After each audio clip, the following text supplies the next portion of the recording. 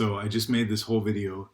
Um, I had to Google a whole bunch, and I made a couple of mistakes, and then I put two clips together and I saved it, and then when I went to view it, I realized that I did not have the microphone on. So I scrapped that one. I'm doing it again, and this time I won't make as many mistakes, unfortunately, and I won't Google as much because I think that's helpful for everyone to see that even somebody who's been programming for 15 plus years has to go back and Google quite a bit. I apologize. I'm going to comment all of this out, including this one right here. By the way, there's a short key for that, command /. And I want to show you how this default looks. So taking a step back to the 30,000 foot view, what we've learned so far in general, in really broad terms, is 2 points of the 3-point triangle that we'll be learning this whole term. Web development can be boiled down to the HTML, the CSS, and the JavaScript. JavaScript we'll put off to the side, but really briefly, HTML is all of the tags. CSS is the styles, the colors, the sizes, some of the animations and stuff like that that you can do with CSS. And JavaScript is the functionality, click listeners and form submissions and stuff like that. So we'll put the JavaScript off to the side.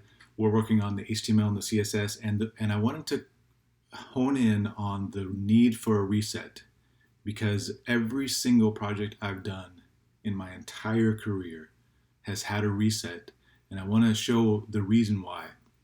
So 20 years ago or so, when browsers started, there wasn't CSS right away. CSS came a little bit later, but even when it did, it was very, very mild.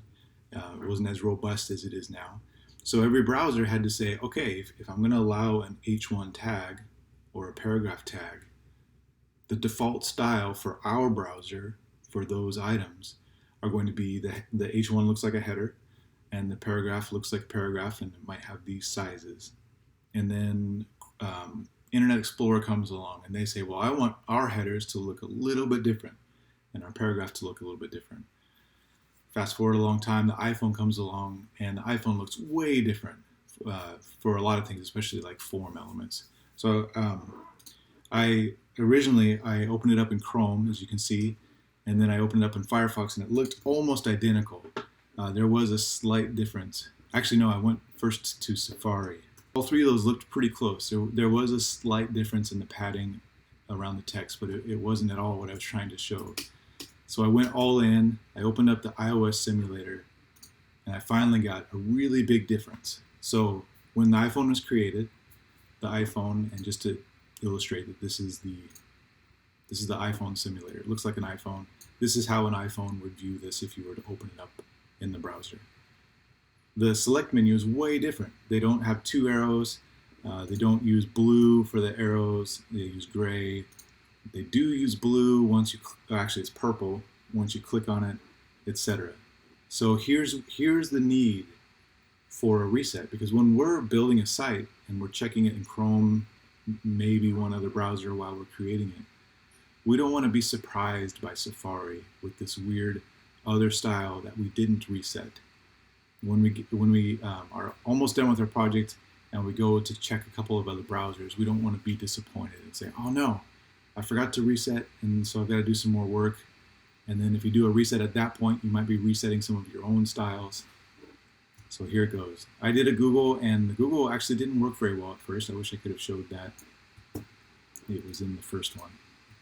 So I'm putting a reset, and I'm putting it right in the head of the HTML. Remember, before we started saving the CSS files separately and linking to them, we were putting the CSS right in the head of the document.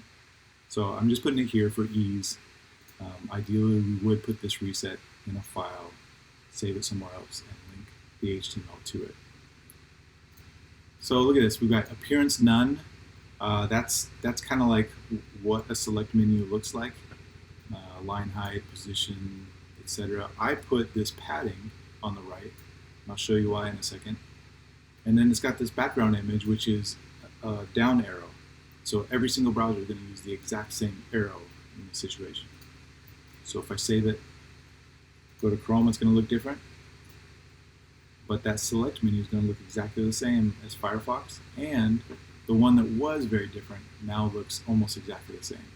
I might need to tweak like the font size or something else.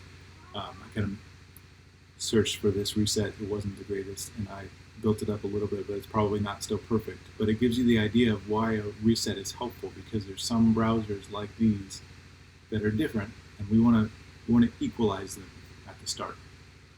I hope that helps. I hope that makes sense, and let me know if I can describe any part of this a little bit better. Thanks.